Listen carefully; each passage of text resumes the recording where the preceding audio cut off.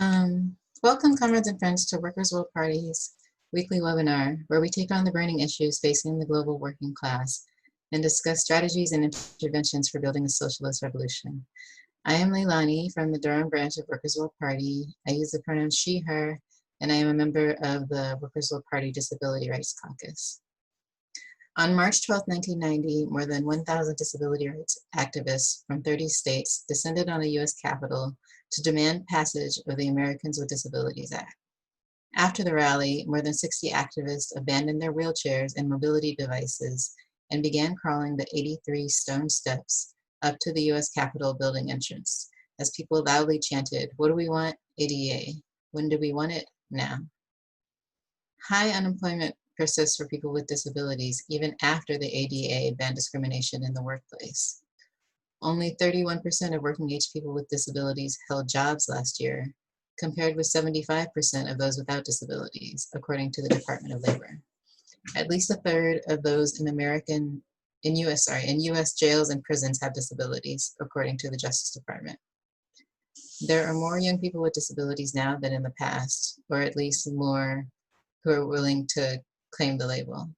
Today, almost 1 in 4 college students report having had a diagnosis of depression, according to the American College Health Association. That's up from 1 in 10 college students in 2000. Tonight, we will hear from disability rights activists on a range of issues facing disabled people. I'm joined by Jean from the New York City branch. Jean uses the pronouns they and them. Jean has a long history as a member of Workers' World and as a fighter in the workers' struggle. They too are a member of the Workers' World Disability Rights Caucus. Jean.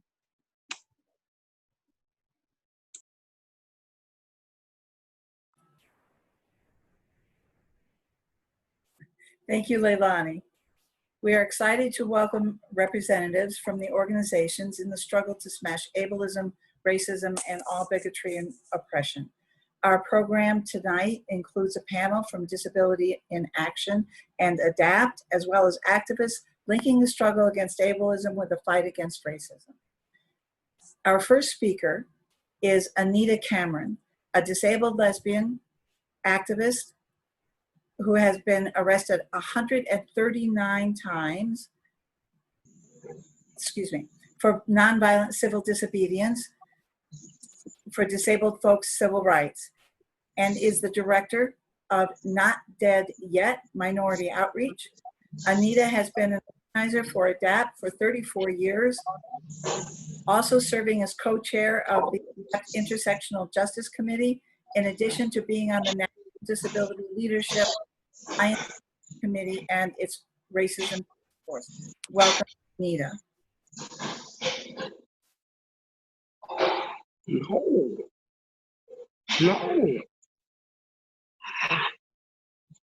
No.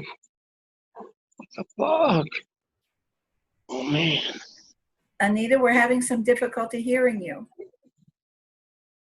What's going on?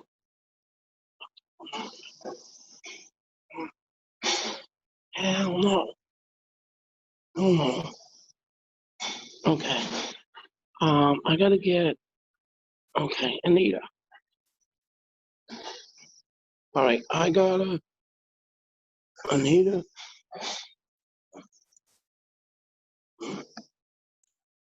Hi, Anita, you're live right now. I don't know if you can hear me.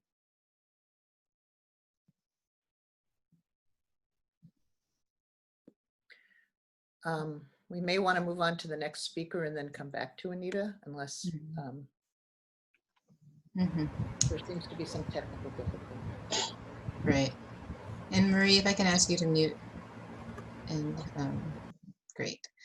Okay, so we're gonna go ahead and move on. Hopefully we can catch up with Anita once the sound issues are fixed. Our next speaker is Sasha Blair Goldenson, a co-founder of Rise and Resist Elevator Task Force Action Group. Sasha. Hi. Thank you, Workers' World Party, for having me, and it's really an honor to be here. And I think Jean was going to show some slides that I have to help me talk through the my area of activism, which has been subway accessibility in New York City. And we've been doing a lot here and found great coalition and support from People's Power Assemblies, from People's MTA, and from Workers' World Party. And all of those allies have been a massive support. So how did I get here? So next slide, please. How did I get here? So I grew up in New York City, like most New Yorkers, many New Yorkers. I was a subway rider. That's how you get around. I thought that's how everyone got around. But I was far from disability aware until 2009. A giant limb fell on me from a tree while I was walking in Central Park, spinal cord injury, and I was going to have to get around in a wheelchair from then on. So this next 5, 6, 7 years, I was learning how to get around independently in a chair. And it wasn't until I traveled outside of New York, like to Boston, that I said, oh, you can ride the subway in a wheelchair, you just can't in New York. And I was like stunned at first, and then I was like, wait, what? And I got angry because I thought, I sort of came to realize, oh, all these other cities have done it. Why the heck hasn't New York? And it got to me, and I sort of started asking around, talking to people, asking people, and it turned out a lot of other people had been in this fight for a long time. As anyone who saw Crip Camp knows, people have been at it for a while, and there were some pretty deep reasons why New York hadn't done this that I came to find out about, and it came to be my turn to pick up and work with some of those people, which has been a true honor. And a lot of you are on this call tonight. So let's talk about what we've done. Next slide, please. So starting in 2017, we formed the Elevator Action Group under Rise and Resist to raise awareness and to demand subway access for everyone. We held dozens of rallies like this. We had coalition, as I said, with People's MTA, People's Power Alliance, and so many more. And that's what we did. We got out there, but we did more. Next slide. In addition, some of us, many of us represented by disability rights advocates who are a pretty badass bunch of disability rights lawyers out of Berkeley. We sued the MTA in a big class action to demand full and reliable access. For complicated reasons, there are 2 cases, but there's a state case to fix this glaring inequality that's in this graph. That New York is at 20% accessible, which is just preposterous when all these other cities have done it. They didn't invent a new kind of elevator. There's nothing they've done that we can't do. We haven't done it. There hasn't been the political will. And it's shameful because, as I'm sure a lot of people are going to talk about, people with disabilities turn out to be pretty low on the list, especially in New York when you can't be seen because everyone rides the subway. Well, you're not known and you're not noticed and you're not thought to be out there. And Leilani was talking about disability unemployment. Transportation is a big deal to get people to work, to get them to school, to prepare to work. So this legal and direct action, next slide, please, was a powerful force. And every time they've had a court hearing in these cases, we sued 3 years ago, we are out there. So this is the Elevator Action Group. Many of our allies were there with us. And we've gotten really good coverage. We stayed on TV. We've not allowed our case to be forgotten. And in last Sunday's Daily News, I had an op-ed on the ADA 30 issue calling out Governor Cuomo. And what I wrote, because you had to get it published, was they spent millions on lawyers, on paratransit instead of accessibility, and on overpriced elevators, which is what I could say. But what I really meant was it's capitalism, it's capitalist cronyism, it's ableism, and it's also racism and classism. Because the people that have to take the subway and the people that get endangered are often people of color, are often people who can't afford that Uber, are often aren't regular people. So those are the people whose priorities are less important. And it's cronyism in the sense that who are those rich elevator contracts going to that are not even close to the way it has to be done, as I found out in other cities? People who know people like the governor. And it's ableism because, you know, they think maybe we're not that important and they're not losing much. So how to continue this fight and keep going until we win? Continue in court. We have to get that binding legal timeline. That's what the other cities did. They tied the MTA in their city down to a timeline, and then they got it built. Because it's not rocket science. They'll get it built on budget with the budget they have once they have to, but until then they won't. And also to get other options out there so that it's harder and harder for them to claim that it's too expensive.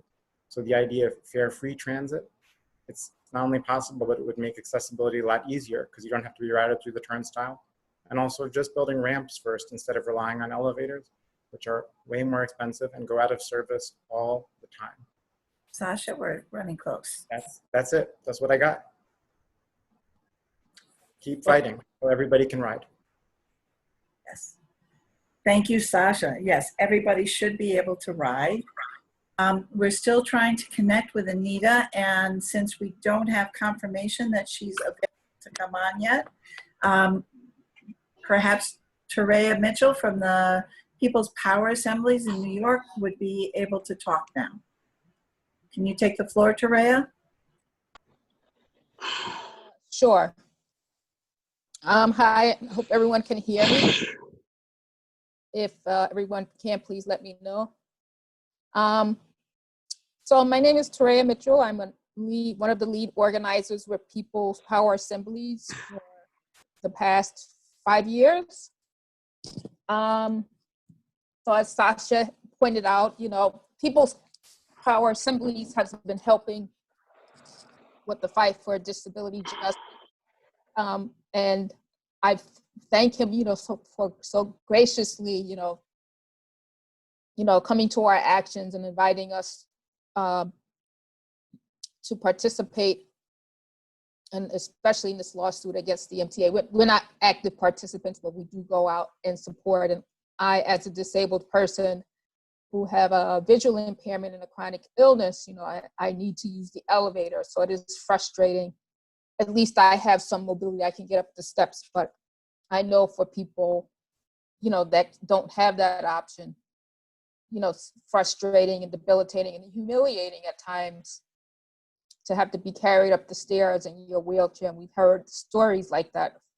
So even when the elevators are quote unquote accessible at a station, they're out of service and then the person is stuck. So People's Power Assembly, we organize around oppressed and marginalized communities, helping to fight, police brutality, racism,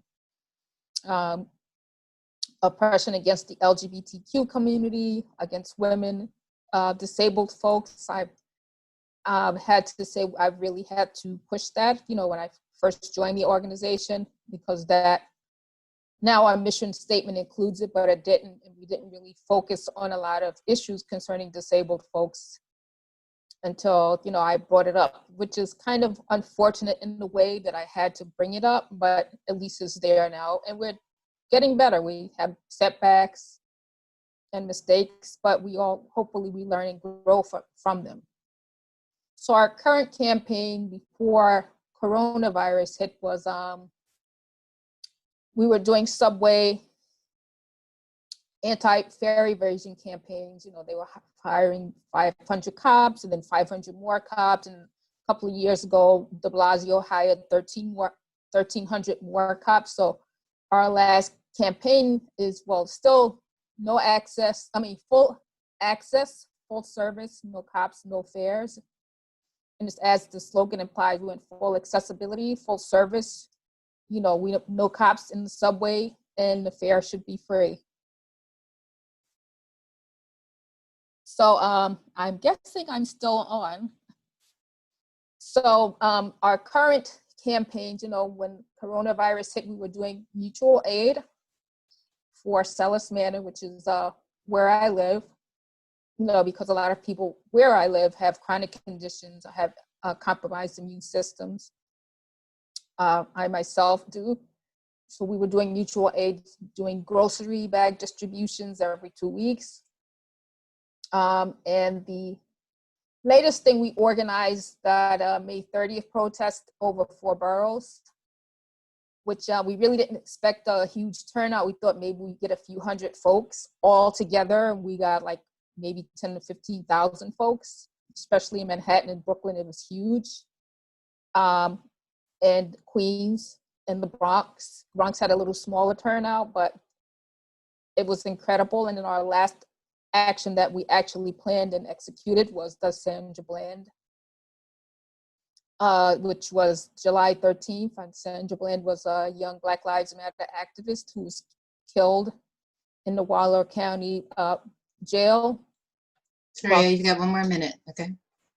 Okay, so while she was waiting, so I was going to go through this whole speech about how we can smash ableism and oppression by starting in our movements. So I just want to say I just came up with 3 pillars, and people might have thought of it before, but you know, we need to have accountability and not think of accountability as a bad thing within our movement. We need to have mutual aid. We need to start doing that, and we need to have like care work and group work for each other so that we can not only just live and fight in the movement, but thrive. And we need these things because, you know, we're talking about building a world post-capitalism and post-white supremacy. We're gonna have to have skills doing this. And doesn't mean we have to all be an expert, but it do means we need to start laying the groundwork so we can start. So my thing is not just the saying, but it's the doing, not just the theoretical, but it's the doing, you know, and I really learned that doing mutual aid. So I want us to keep that all in mind. You know, when I saw Jan Lewis's homegoing service today, and one of the old civil rights activists, he was actually talking about a disracialized capitalist system. That was his words and not mine. You know, he said, when you talk about redeeming mankind, you're not redeeming mankind, you know, like people speak about, you're redeeming mankind because you're speaking truth to power and you want to usher in a better world than where you left it for other folks to follow. And I guess I'll wrap that up and leave that right there. Thank you. Great. Thank you, Soraya. That's really great. Okay, we're gonna go ahead and try, we think Anita is set up again. Is now set up with the sound and the video. Once again, Anita Cameron is co-chair of the ADAPT Intersectional Justice Committee and also is on the National Disability Leadership Alliance Steering Committee and its Racism Task Force. We're happy to have you here. Uh-oh, now I think, oh. Good evening, everyone. I hope you can hear me because I am having a very difficult time hearing you. My name is Anita Cameron, and I am Director of Minority Outreach for Not Dead Yet, and my pronouns are she, her, hers. There was a mention of the Capitol crawl in the fight for the Americans with Disabilities Act. And I was one of those people who was on the Capitol crawl, who climbed those 83 stairs. I was also one of the people arrested in the Capitol Rotunda. There were 104 of us arrested. I was number 81. So from then, we come a long way, and seeing where COVID-19 has laid bare the devaluing of the lives of people with disabilities. And one of the projects that I'm working on is in my position with Not Dead Yet, is to raise awareness of what happened to Michael Hickson. Michael Hickson was a 46-year-old Black man from Texas who was in a nursing home, contracted COVID-19, was hospitalized, and because of his disability, the doctors decided not to treat him, stating that due to his disabilities, he had no quality of life. However, this is a man who talked and sang with his wife and children, who recommended books for people to read. He had a quality of life. He was a happy man with his children and his wife. And the fact that the doctor specifically said due to his disability, the fact that he could not walk, that he had no quality of life. And so he was denied treatment for his COVID-19. One of the things that we're doing at Not Dead Yet is getting involved in the complaints. There are complaints going out to the Office of Civil Rights because Michael Hickson's case is only the tip of the iceberg. He's certainly not the only person with a disability to face medical rationing or to fall under futility laws, which is it's a facet of medical rationing. It's one of the things that it leads to. He fell under Texas's futility law, which is the worst in the nation. So Not Dead Yet has been joining on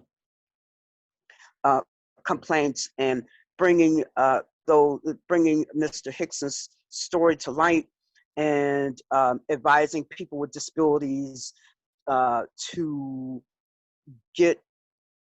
check on these hospital ethics committees, because they are the ones who make those decisions, to try as a person with a disability to get on your local ethics committee or your hospital's ethics committee, so that people with disabilities can be involved in the decision making around the lives of people with disabilities. And maybe if people with disabilities if we served on those committees, the devaluing of our lives will happen a lot less.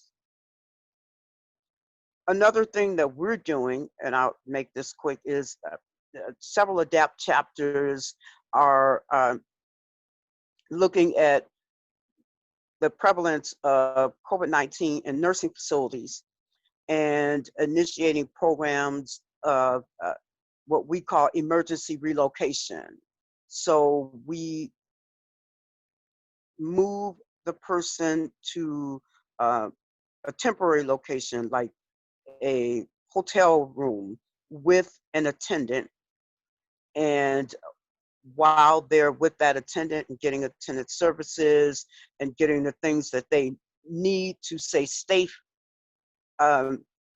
we then will look for housing to then transition them either into their own apartments or with family members. But we try not to put them back in nursing homes or other congregate settings for people with disabilities, such as group homes, adult care facilities, assisted living. So that's what we're doing. A couple of our ADAPT chapters, Chicago and North Central PA ADAPT, we're doing those things. And so that's kind of what I'm doing in that fight against ableism, and by extension, of course, racism, because we know that racial disparities in healthcare leads Black and brown, people, communities of color. It leads us into facilities. It leads us at risk of not getting the health care that we need. And so that's what I've been doing in my position with Not Dead Yet, and also as an ADAPT member. So thank you very much. Thank you for having me speak. And I hope you were able to hear me. Thank you very much. You sounded great. Thanks, Anita. Thanks so much for your work. Okay, we are going to now have a panel of speakers we're excited to announce. We've got Marie Hickey, who's a co-coordinator of Long Island ADAPT, and then we'll have Jean Ryan, Kathleen Collins, Gina Barbara, and Rashida Bunting, who are all members of Disabled in Action of Metro New York. So I'm going to let Kathleen start us off. Hi, everyone. I'm going to be introducing Jean Ryan, who is the fearless and illustrious leader of our group known as Disabled in Action of Metropolitan New York, also known as DIA for short. A little bit about Jean is that she's a senior wheelchair user, though very much young at heart, a parent and a grandparent, a proud grandparent. She has a long history of working for racial and health and disability justice, both paid and volunteer. She is also an active member of the Taxis for All campaign as well as the Accessoride Advisory Committee. She's on that. She wants equal access and equality for all people and is currently working on equal access for people with disabilities in all spectrums of our lives. Jean can be reached at Pansies, Pansies, like the flower, Pansies007 at gmail.com. And Jean now will come on, and I am getting off for the moment. Thank you. Hi, everybody. I'm Jean Ryan. Can you hear me? We can hear you. Thank you. I've been in DIA for 21 years. I wasn't always disabled. And at work, when I became disabled, I needed a simple accommodation. And my boss said, well, if we do it for you, we'll have to do it for everybody. That made me into a disability rights activist immediately. And they did do the accommodation. It didn't cost them a penny. So I want to talk about DIA and what we do. We are open to anyone. You don't have to have a disability, but almost all of our members do have a disability. And we get change by being persistent and working hard. One of the ways we do is send a lot of emails, letters, make calls, have meetings with people. It's boring, but it can get change. And one of the ways we got change years ago in 2005 was through legislation to make all the commuter ferries in New York City wheelchair accessible. That was a huge thing. There were hardly any ferries at that time, commuter ferries in New York City, but now there are many, and they all have to be wheelchair accessible. And at that time, the ADA did not cover ferries. So it was a win for us. It was 2 or 3 years of really hard work, but we got it. It's very hard to get legislative change, big legislative change. So a lot of the ways that we work is to sue for access. We don't sue for money and then just go off and take the money. We sue for access. So there's so many lawsuits that we've had, and Kathy will discuss our most recent ones, but I just wanted to mention a few. And also that we're 50 years old this year, 50, and we are a small grassroots organization with no office. We all work from our homes, and we made it to 50, and we intend to keep on going strong. So we have sued for movie theater access because we all want to have fun sometimes. We've sued for getting into polling places so we could vote in person. Of course, now we can't, it's not that safe going into a polling place.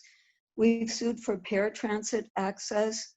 We've sued for emergency shelter access, subways, buses, curb cuts, taxis, and drugstores. We sued a giant drugstore chain that's fairly local to this area called Duane Reade, and they had a business plan of leasing inaccessible places where the pharmacy would either be upstairs or downstairs. And now all of those stores are accessible. It took 17 years, but we just plugged away at it and we did it. And we also try to get access to the courts because many courts are inaccessible. And we're also suing, which Kathy will talk about, for New York's police department access. Because even if you don't like the police, you sometimes need to go for a permit or for some other reason to a police station. And if you cannot get in, you're not going. So with that, I would like to thank you for this opportunity to talk about DIA, and I would like to introduce Kathy. Kathy is a quadruple amputee who uses a wheelchair and sometimes prosthetic arms.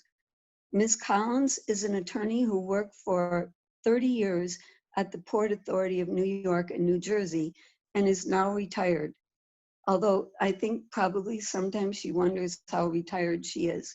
Since retiring, Kathleen has become active in disability rights organizations such as Disabled in Action and also Long Island ADAPT, and she is a valuable member of our community. Welcome, Kathy. Good evening, everyone. Thanks for being here. I won't keep you too long. I don't want to make your eyes glaze over. We have right now, Disabled in Action, we have 4 cases against the Metropolitan Transportation Authority and the New York City Transit Authority and New York City. They're all, 3 of them are defendants. And the overall umbrella of all these cases is that we need access to the subway system. As Sasha pointed out a little while ago, we have very limited access in New York City to the subway system. Right now, it's approximately about 25%. There's over 430 or so stations in New York City's subway system, and we only have access to barely 100 of them.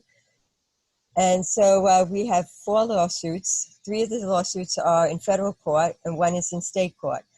Of the 3 that are in federal court, that's in the United States District Court for the Southern District of New York. That's down on 500 Pearl Street. Those cases, 2 of them concern renovations. It seems that the MTA has a habit these days of they make these major renovations of train stations, but they don't comply with the Americans with Disabilities Act. They go, oh, we forgot about that. We don't have to comply with that, even though they put in a whole new staircase. And when you put in a whole new staircase, you're supposed to put in equal access an elevator, but they haven't done that. And so first we brought 1 lawsuit up in the Bronx, and we won partial summary judgment with that case, where the court said, yes, they did trigger the Americans with Disabilities Act. And now we're on the second part of the case where we have to show the defendants are trying to say that, well, even if the act is triggered, we don't have to comply because it's impossible for us to put a elevator into this train station. And so now we're on the second phase of the litigation, and there's all this back and forth with discovering that concerning that. And now the parties have put in papers concerning motion concerning that. So that's 1 case. And then we have another case that we brought because of the very good decision we had in the first case. Now we've brought another case naming several other stations where the MTA and the other defendants continue to do renovations without following the law. So those are those 3 cases, 2 of the 3 cases in federal court. The 3rd federal case deals with the elevators and the maintenance of the elevators.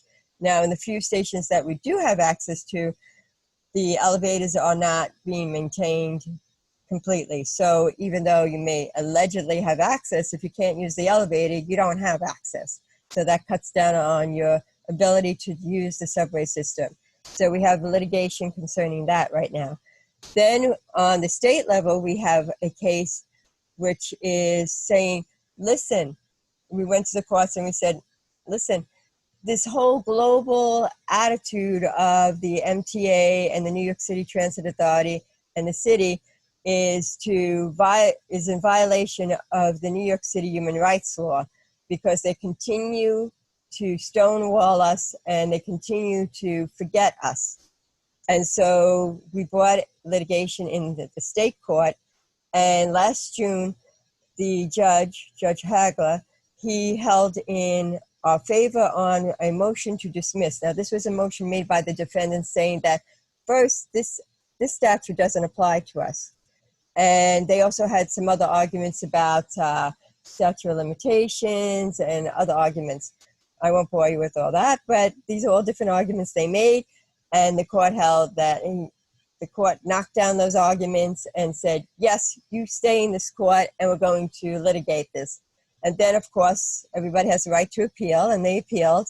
And that argument was heard over in the Appellate Division, First Department, March 11th, just days before the whole city was shut down. And then in, I believe it was in June, the court, the Appellate Division, First Department, held in our favor. And now, of course, the defendants are asking for permission to appeal the case to the Court of Appeals. In New York State, it's a little bit different. In other states, the highest court is the Supreme Court, and then you have other courts, the appellate courts, leading up to the Supreme Court. In New York State, we're different. In our trial court is the Supreme Court, and our highest court is the New York State Court of Appeals. So that's where the case may end up in on this whole issue. Just the other few cases that we have are one on curb cuts. And that case, we have a settlement in place, but now that we're monitoring that. Also, we have a case with the Taxi and Limousine Commission that we have a settlement, and that case is now being monitored. And the third case Jean mentioned was our police precinct case, which we won. And now we're working on with the defendants concerning how to implement the judge's wonderful decision. And that's pretty much it. I hope I didn't bore you, and if later, maybe if you have questions, I can answer them at the end. Thank you.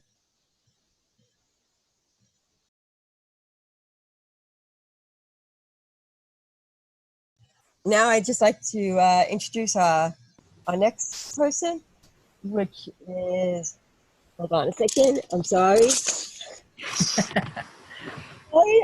Marie, she's a great gal. And where did I put her thing? I'm so sorry, everybody. Hold on a second. I have it here on the floor. Oh, I'm so sorry. Okay. All right. Marie. Marie is a lifelong volunteer advocate and activist, and that's an understatement. She is fantastic. She is a person with a disability. She's a mom of adult children with disability. She is a special education teacher, a consumer-directed personal assistant, and worker for disability, racial, and environmental justice. She's a former member of Rochester ADAPT and a current member and co-coordinator of Long Island ADAPT. Thank you, and Marie, go to it. Thanks, Kathy. And Mutual Admiration Society going on here. We have been so blessed to have Kathy join us. I'm posting in the chat how you can connect with Long Island ADAPT, which is soon going to be becoming a much bigger chapter. We've been partnering with people in New York City and in the northern counties, and we will be formulating our downstate New York ADAPT. I believe we'll be launching that next week. We've been working on it for months. I want to just tell you a little bit about ADAPT, and I also have a surprise guest to speak a little bit about personal advocacy who is now a member of ADAPT but has been doing amazing advocacy. So the basic information about ADAPT: we're grassroots, very much a volunteer organization, not paid. We are cross-disability, non-hierarchical, disability rights advocacy. We started our local chapter about 3 years ago with the support of SILO, the Suffolk Independent Living Organization out here in Suffolk County, and LISL, the Long Island Independent Living Center in Nassau. And we continue to have support from them, particularly from Therese Brzezinski at LISL, amazing resource. If you ever have any questions about anything, get in touch with LISL and ask Therese. We are member responsive. We seek input from our members at large and from allies who want to be active in the ongoing fight for disability civil rights. We have monthly meetings. We do email action alerts all the time. If you want to be on our list, just send us your name and email address at longislandadapt@gmail.com. We also do a lot of educating, informing. So we have informed members who can participate in all sorts of virtual and or in-person protesting and direct actions. Importantly, we are engaging in basic advocacy efforts all the time. We collaborate with every other local disability rights organization we can connect with. We lobby our government officials and the organizations via email and everything on any issues brought to us by our members that we can figure out enough time to do it. We also will be having nonviolent civil disobedience training for members who want to participate when we do get back to either mounting protests ourselves or joining those from other groups when basic advocacy isn't enough.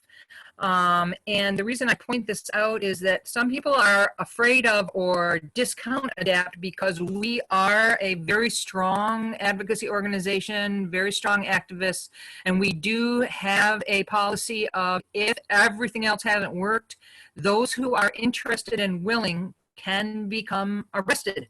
We'll push civil disobedience to the point where that will happen, but very important to understand that this is a personal decision. No pressure on the members to participate. We always have a plan for anyone who doesn't want to or just can't get arrested to fall back at the first police warnings. Of course, they're supposed to be giving 3 warnings. We've never had a time when they didn't. And then the folks that don't get arrested support the folks that get arrested in whatever way is possible.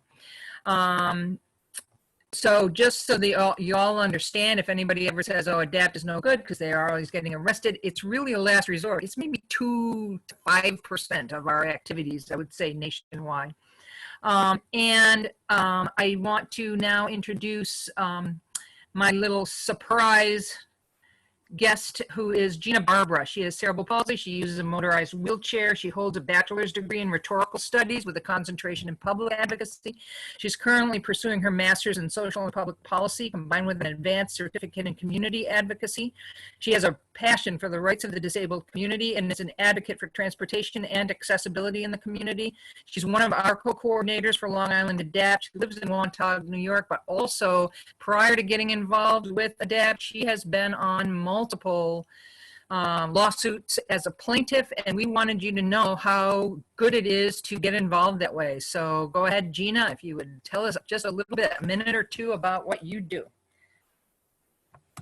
Sure. Good evening, everyone. I'm glad to be here. Thank you, Marie, for inviting me to speak tonight. I just wanted to let everybody know, back in April of 2019, I am a plaintiff in a case against the Metropolitan Transit Authority, Long Island Railroad, for the inaccessibility of 3 Long Island stations. There are more, but we just focused on 3 immediately: the Amityville station in Suffolk County, the Copeg station in Suffolk County, and the Lindenhurst station in Suffolk County, where basically there has been no elevator installed, where there was renovations that took place at these said 3 stations. We tried back in 2016 to try a grassroots level advocacy action that really didn't go anywhere. We moved on from there, 2017, to having Senator John Brooks, who is the local senator for the area, speak on behalf of the disabled community, and he was told that 1 of 3 stations were going to get fixed. That never happened.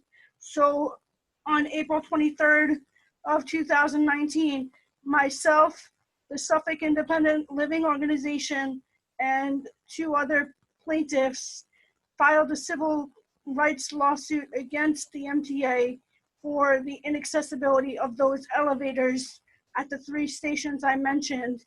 And on July 10th of this year, we did get a settlement in favor of the installation of the elevators, which may be a little bit delayed because of COVID, but there are questions out there that the federal funding capital for the MTA is on the chopping block. This, in fact, does not have anything to do with the settlement. We are very confident that we are indeed going to move forward very time specific with these renovations. So that's just a little bit about the case that was just settled. There is another one pending regarding bridge plate and boarding the train in specifically Penn Station, but that is still pending in the federal courts at this time. So back to Marie.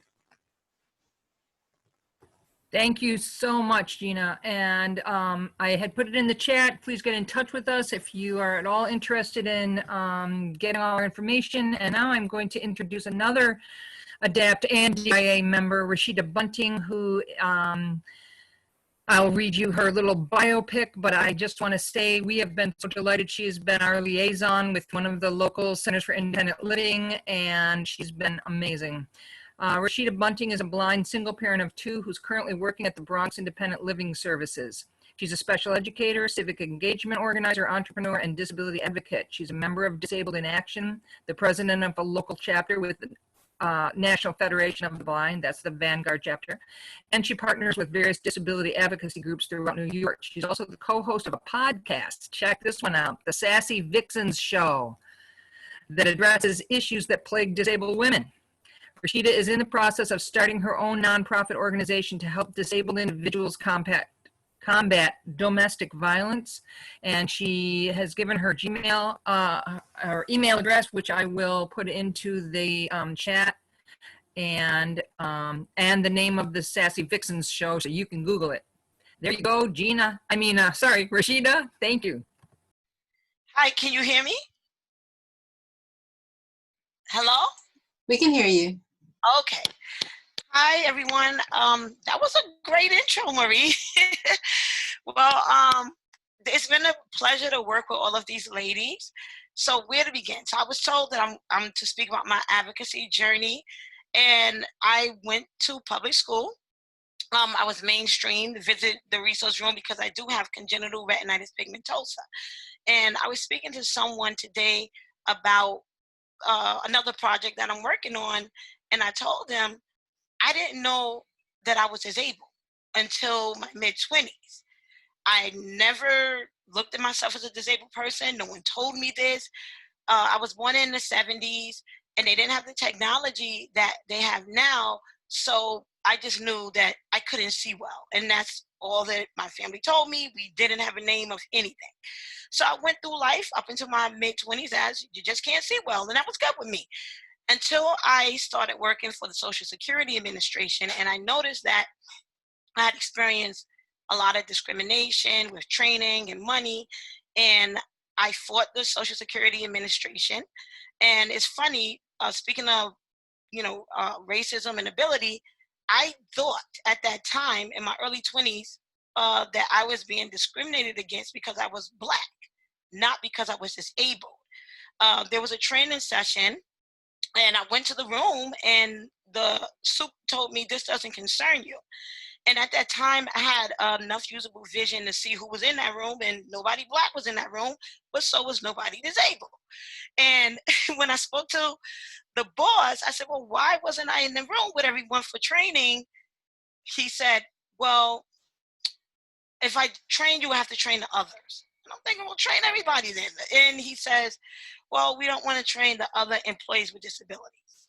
Long story short, then it hit me. Oh, you're disabled. This is interesting, because I had a desk full of assistive technology equipment, screen readers, magnifiers, closed circuit TVs, and I never used it.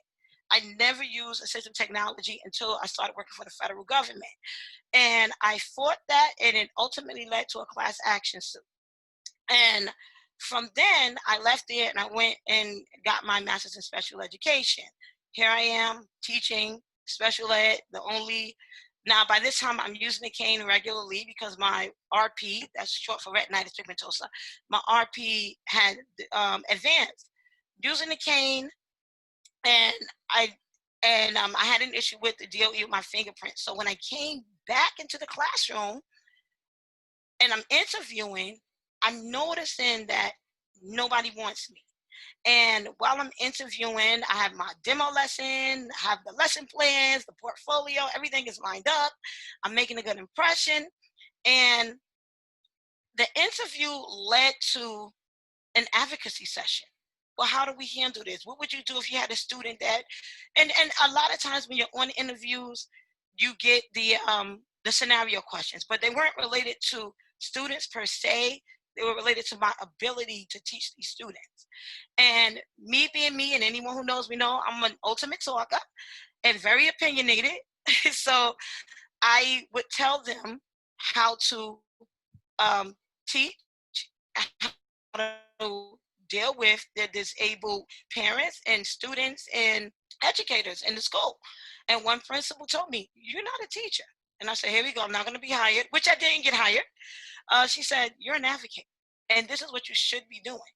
So I went to Bronx Independent Living Services on a whim. And I met with my soup at the time, and she asked me while I'm speaking, she's looking at me, and she said, "Why do you want to work here?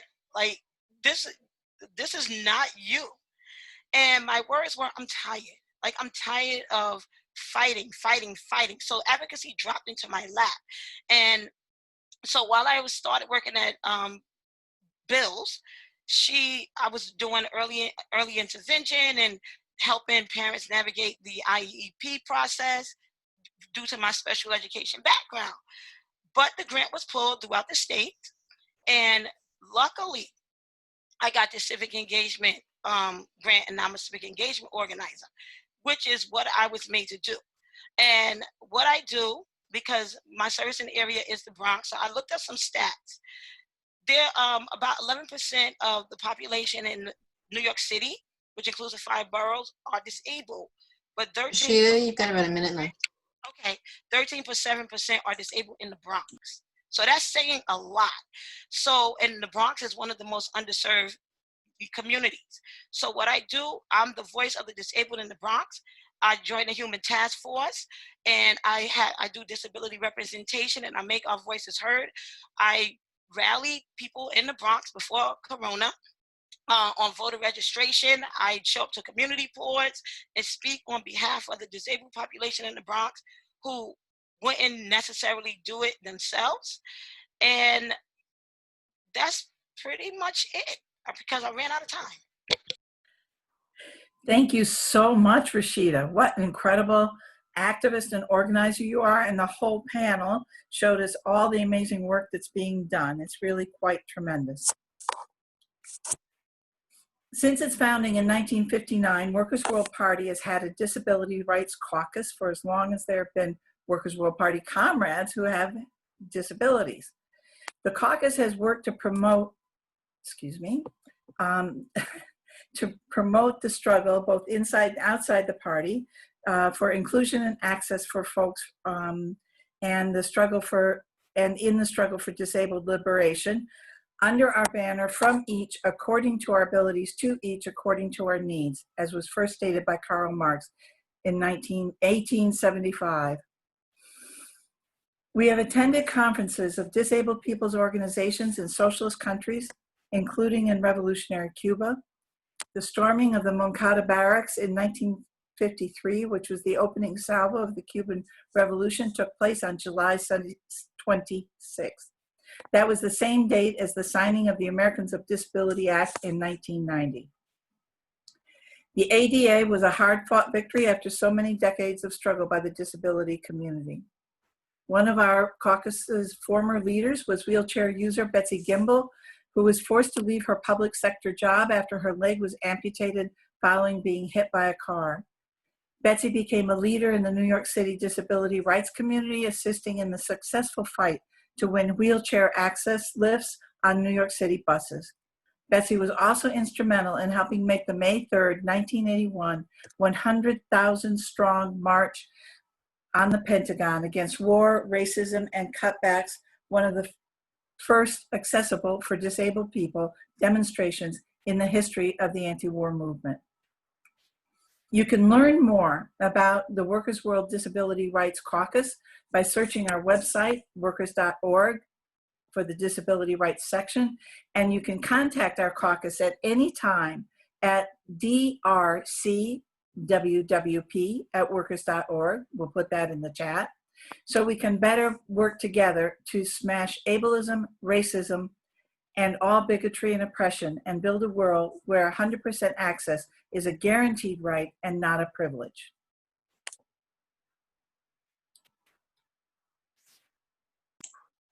Thanks, Jean. Our final speaker for the evening is Kristen Turjan, who uses she, her pronouns. Kristen has been an organizer with the Boston branch of Workers' World for 3 years.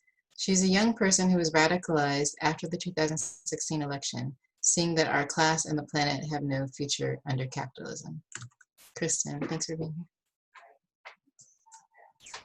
here. Thank you, y'all. Hi, comrades and friends. Hope you're all doing well in this difficult time period. As Leilani said, my name is Kristen Turjan. I use she, her pronouns. I am completely blind, and I am an organizer with the Boston branch of Workers' World. It has been 30 years since the passage of the ADA. I was born in 1996, so I grew up under it. And the word that comes first to mind when I think about the ADA is access. I was lucky to have a wonderful advocacy team in school, but when I graduated and moved into the wider world, having experiences and talking to other disabled folks, I discovered how rare that is. Like many disabled people, I am unemployed. The blind community alone faces a 75% unemployment rate. And also, like many folks, especially during this time period, I receive government benefits. It's not enough to live on and a little too much to die. It seems we have the right to accessibility, but not the access itself. If you have more than $2,000 and are on Social Security, they can cut you off. Yet things like accessible equipment, healthcare, and paying for necessary services is expensive, not to mention rent, bills, and food. Like many disabled folks are trapped in this cycle of being consistently poor. And if we want jobs, they're very hard to come by. Sorry, y'all. How are you supposed to get hired when whoever's interviewing you judges that either you couldn't do the work or that it would cost too much to hire you, when you aren't even given the chance to sell your labor? But why are we stuck in this trap? The answer is capitalism.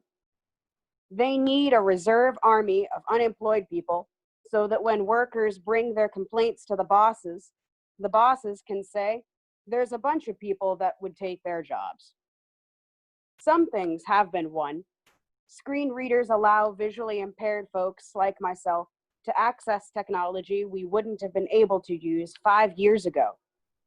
Buildings and train stations are slowly becoming accessible to everyone. While these rights are very important, they are not enough. But how did we win this small amount of accessibility? We struggled and marched and fought. Real change only comes from below. We can see this in the history of every movement, from the struggle to end racism and police brutality, to the fight for immigrants/migrants, to the struggle for LGBTQS rights. The disability movement is tied to all other movements because we are part of the global working class. This system was not designed for any of us. We, as workers across all struggles, must unite to take down capitalism. We sell our labor to the bourgeoisie, therefore, we have the power. This pandemic has exposed the ugly face of capitalism and its clear profit over people motives. More people worldwide are realizing that the only future is a socialist one. If all us workers organize, take our labor back from the bosses, we can create a society in which everyone has equal access to food, housing, healthcare, a job, and education. That's what all of our struggles are about.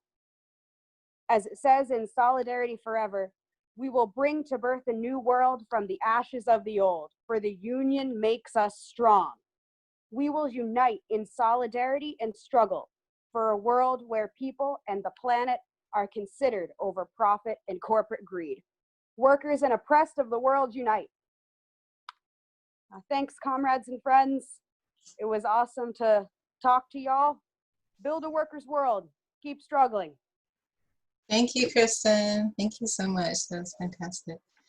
So we are, well, let me just say first, before anything else, that everything under capitalism takes money, and any amount that you can donate tonight will help. We will put it all into continuing the struggle to bring down this rotten, racist, and oppressive system.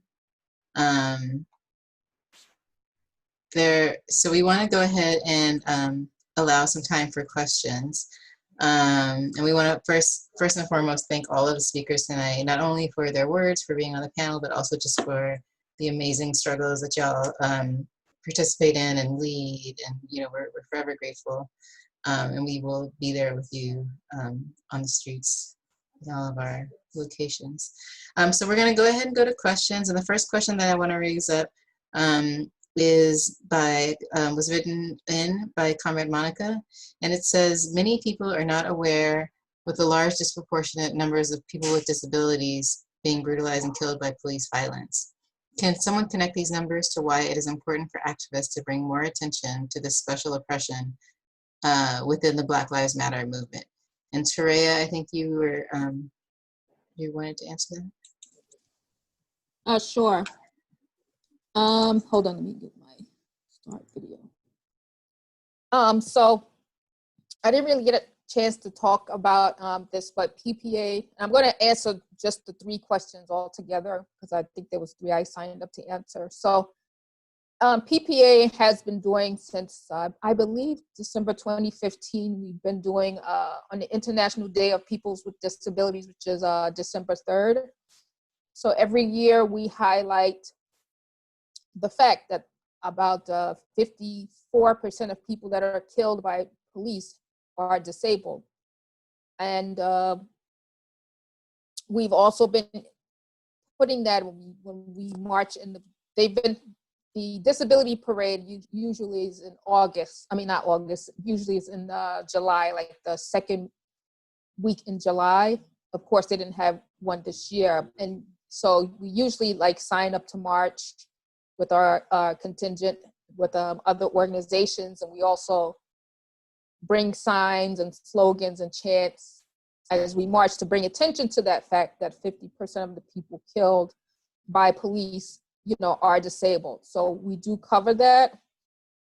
And, so when we do plan our actions, we're trying to be very intersectional, because you have an intersection of Black, you have this intersection of being disabled, you may have maybe a queer person, you may be a woman.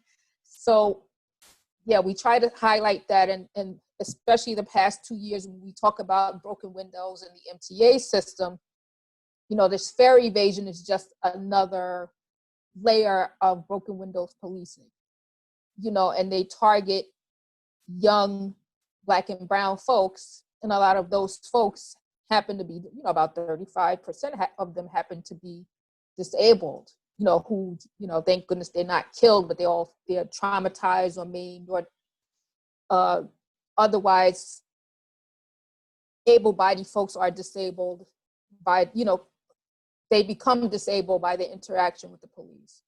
So when we talk about disabled folks being killed, but we also have to talk about the trauma and the folks that are permanently disabled or temporarily disabled by the carceral state. And we talk about how disabled folks are warehoused in prisons because they have no services or support. So they're basically just there because there's nowhere else to put them.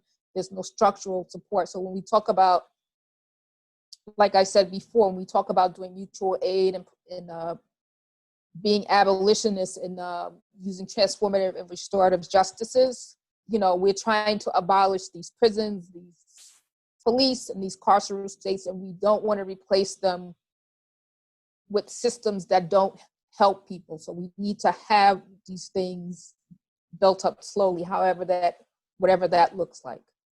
I think the other question was about the MTA, which that has been a particular focus of the People's MTA and the PPA, is that the MTA is servicing debt, again, tying it to the broken windows, new face of broken windows, which is fare evasion. So you have money to service the bank debt, you have money to hire cops, but you don't have money to make repairs and in the subway, you don't have money to add elevators or ramps, you don't have money to add tactile or other things to help people that are in the deaf community or people that are blind or visually impaired, or they may have some other disability or mobility disability. So this all ties into, you're feeding the carceral state, we're feeding the 1%, and we are not helping the people that need to be helped. We're not giving access. We have accessorized, but we have accessorized because our subway system and bus system in some respects are not fully accessible. So we rely on the paratransit, you know, which by its shares, it costs more, you know, and you service less people. So, you know, because you have a threshold, you can only service this amount of disabled people. So it still leaves a lot of people out that are disabled, can't use Accessorize because they don't qualify. So we tie all of these things together. We're trying to start a austerity campaign this fall. We don't know what that'll look like, you know, because of course now the MTA, the city, the state, everybody's going to be crying broke. So first thing they're going to do is try to raise money. How will they do that? More than likely, they'll probably impose fines again, you know, for stupid shit that's going on. They'll probably step up the fare evasion. We don't know what that's going to look like. But the MTA has not reversed this decision, even though people have said you need money now, you need to not hire these 500 more cops. They're still going ahead with that, but they're crying broke and they're already saying that they can't do these capital upgrades because they don't have money, but you have money for that. So it involves us not just raising consciousness about it, but keeping the pressure on to say, no, you need to move these services from the police and move them into helping the unhoused folks. You need to move them into making the subways and buses accessible.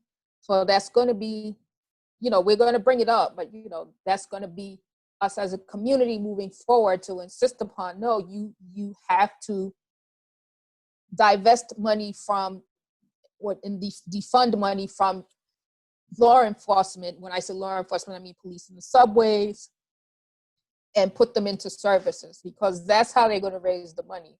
They're going to raise it, you know, in effect, the poor tax on Black and brown and other marginalized communities in the city. I hope that answered people's questions, and yeah, that's it. Thank you, Terea. I think it very much answered people's questions and addressed both issues quite a lot. We've had some other questions more generally about accessibility and notification, obviously all issues that are important in terms of being able to connect. One question also early on said that there was difficulty with transportation on Long Island, and the Long Island ADAPT has been doing work around the Long Island Railroad and other such, and I see that Gina has come on in order to answer the question. So take it away, Gina. Yeah, how are you doing? Beryl, in response to the question that you asked, it depends on where the location that you're inferring on Long Island is. I can generally answer from both sides of the spectrum, but if you email Long Island ADAPT and give us specific location to where you're going, we can answer it even more precisely.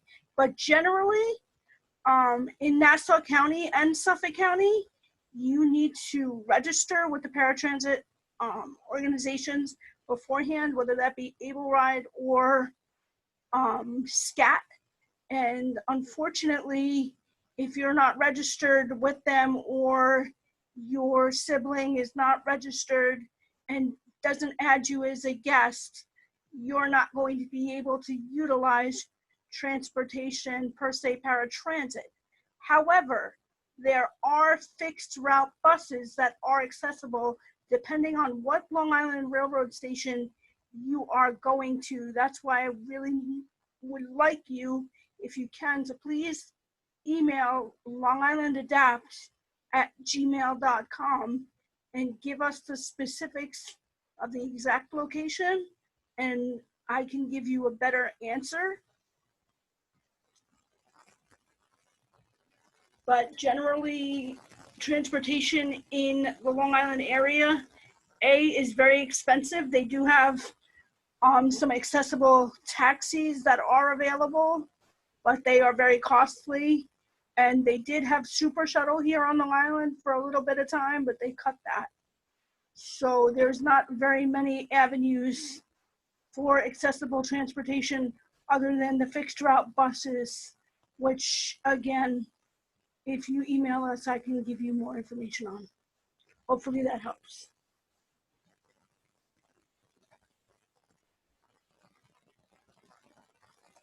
Yes, it definitely helps. Thank you very much, Gina. Okay, so we're looking at some of the other questions. One was about, oh, now it disappeared. About how the coronavirus has impacted the community. Can people get tested? Is it possible to quarantine? Well, I don't have specific information on that. In general, and if Anita is still available and able to respond, that would be terrific. But if not, I'm going to say that the issue is very difficult and impacts people with disabilities even more harshly, and particularly people of color who are disabled. The support and assistance that is provided is minimal. And as Anita pointed out, the case of Michael Hickson in Austin is just one example of the harsh attitude about quality of life and applying standards that apply to other people. I see Anita just came on. I'm going to cede the floor to her. Hi, thank you. Yeah, this is Anita. So what I'm hearing from people with disabilities around COVID is people with disabilities are having a hard time accessing the tests. So they have these drive-up locations, and there's a lack of transportation to get to these drive-up locations, and the drive-up locations don't accommodate someone in a wheelchair. So it accommodates cars only. I have heard frightening stories of people with disabilities with COVID-19, or rather people with disabilities being admitted to the hospital for other reasons, but because COVID-19 can't have visitors. Now, there's recently hospitals have been, you're supposed to allow attendants, a person's caregiver to be with them. I was hospitalized a few weeks ago, and unfortunately that did not happen, even though I did tell staff, I'm disabled, I'm a fall risk. I know you don't have time to attend to my needs. Can you have my wife, come in and help me? She would be the one who would help me anyway. And I was denied that. And I'm hearing that is still going on. When I was denied, the rule was in place, but the hospitals have their own policies, and the hospital policy was, well, basically, sorry, sucks to be you.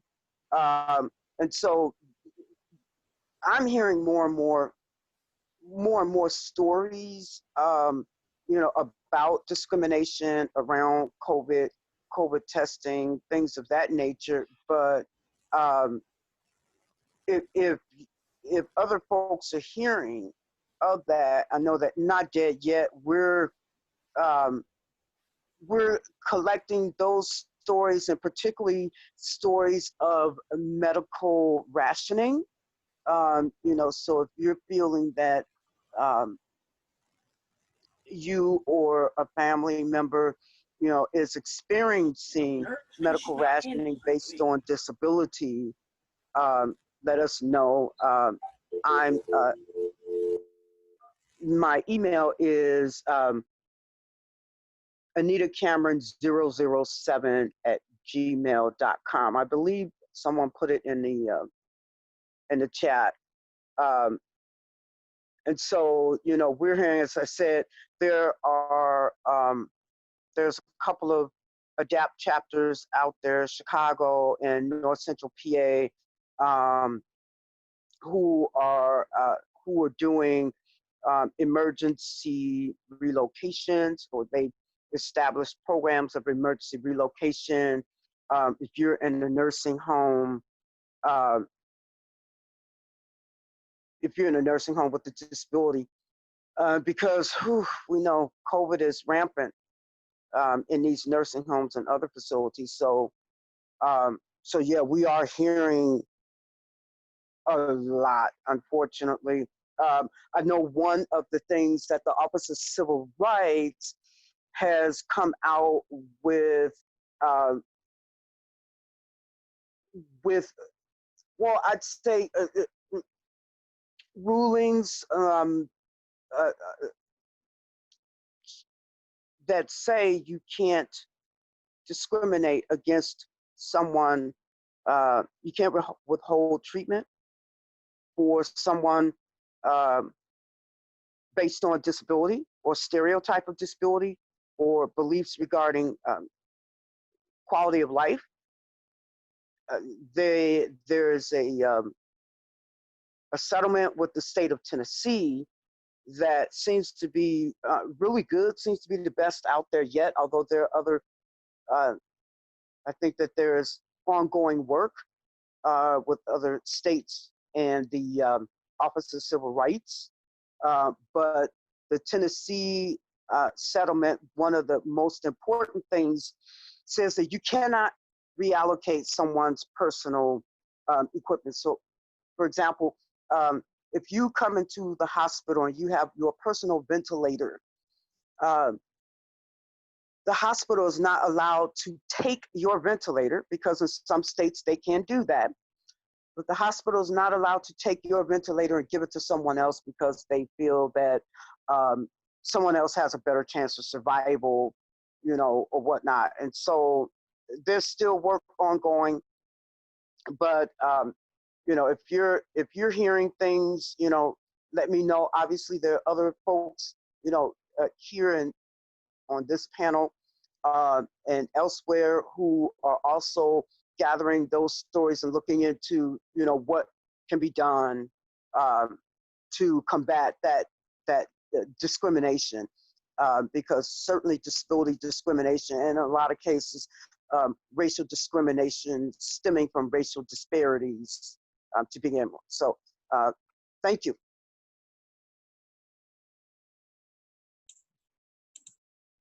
Thank you, Anita. Thanks so much for answering that. I think we're going to take one more question from Comrade Diane, who asked, does anyone have experience in other countries that have much more accessibility that could offer a vision of what is possible? And I don't know if anyone on the panel wants to comment. I can say that I've been to Cuba a few times, and one of the things that struck me the most about Cuba, and Cuba is a very, very poor country in resources, but rich in solidarity. Has been under blockade by the United States for more than 50 years, making it very difficult to get the kind of things they need to support their people. But, under the kinds of socialist planning that Cuba does, the thing that I remember the most is going to, we met with the people that do the hurricane preparedness for Cuba, and they talked about how, they know every single resident, every single house and building, and they said, we know that, our neighborhoods are organized in such a way that we know that, if a hurricane hits, we have to make sure that this person that uses a wheelchair, in this apartment gets out. And it's that kind of planning and thought for every single person, organized in a way through the communities that can show some of the answers, even in a country that doesn't have resources. So if a country like a small underfunded country like Cuba can do that, just think of the possibilities that could be done in with the kind of resources that a country like the United States has. So that's just one example that I've had personal experience with. Would anyone else like to comment on that? Otherwise, we can go ahead. I mean, if we want to, I'm sorry, this is Torreya here. If we want to, talk about envisioning, at least for accessibility, we can look outside the country, outside of the United States, look at London's subway system, look at the subway systems of Tokyo, and just see maybe Tokyo's not such a great idea. I mean, good example, but I believe Germany. Anyway, look outside of the United States in terms of accessibility to get an idea of how far we have to go. Even in this country right here, Massachusetts and Chicago are ahead of the New York City subway system. Boston and Chicago are ahead of the New York City subway system in terms of accessibility of their subways.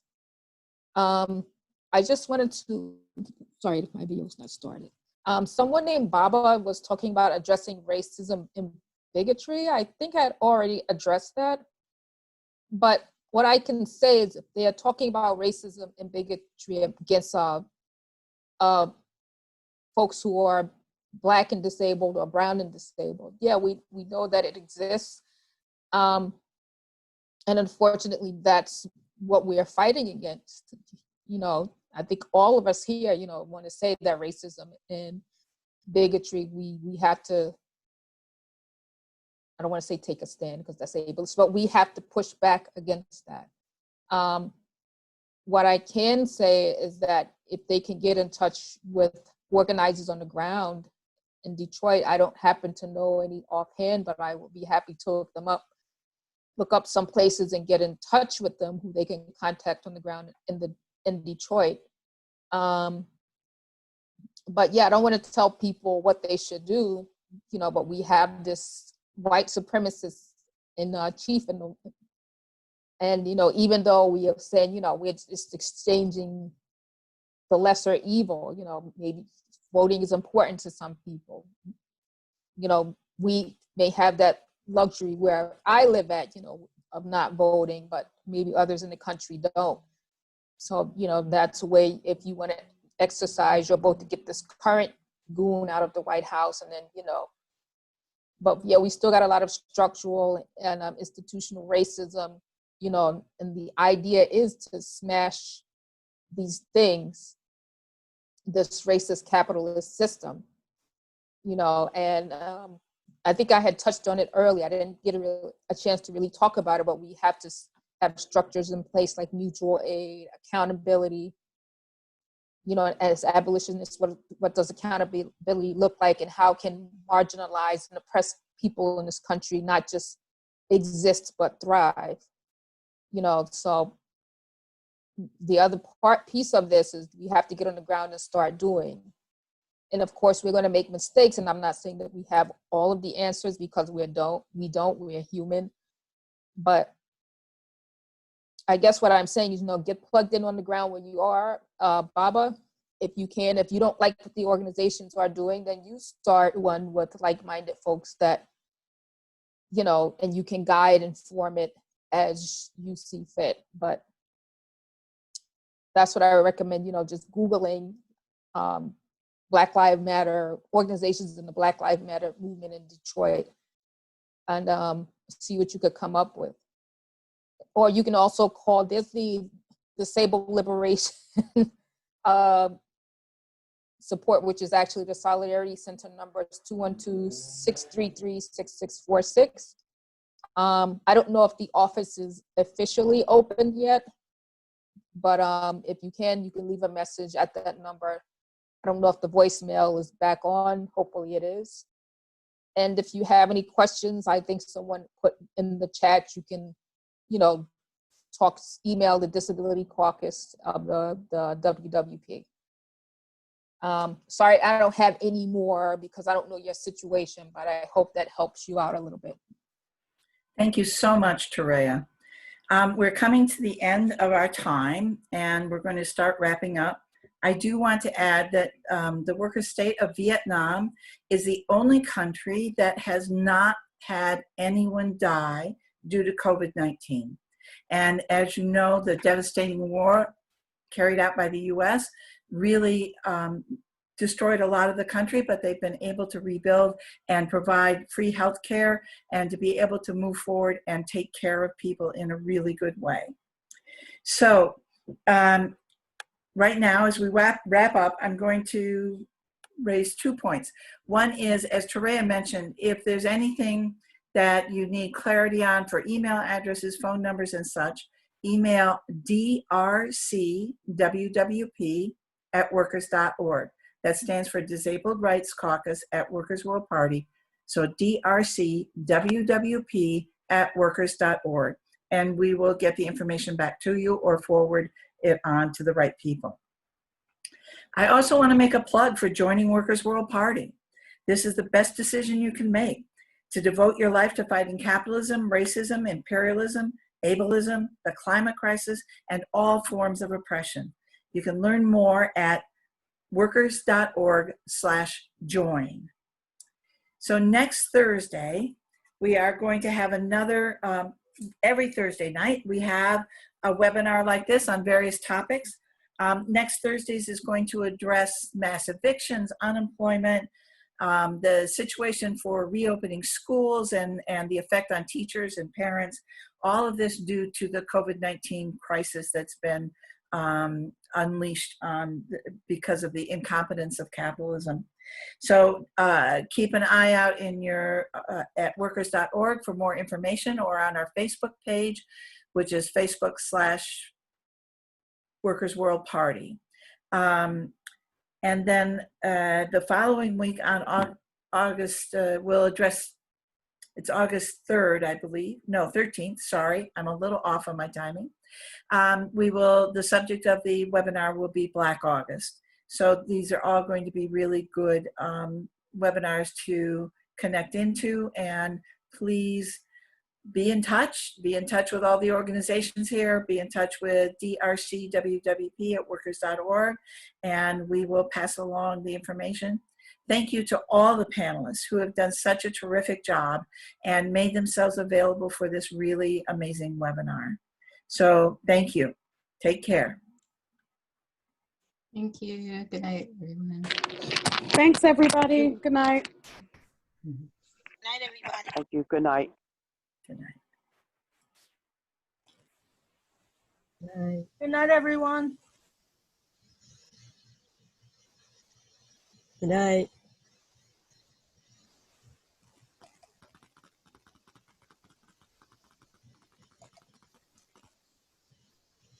Good night.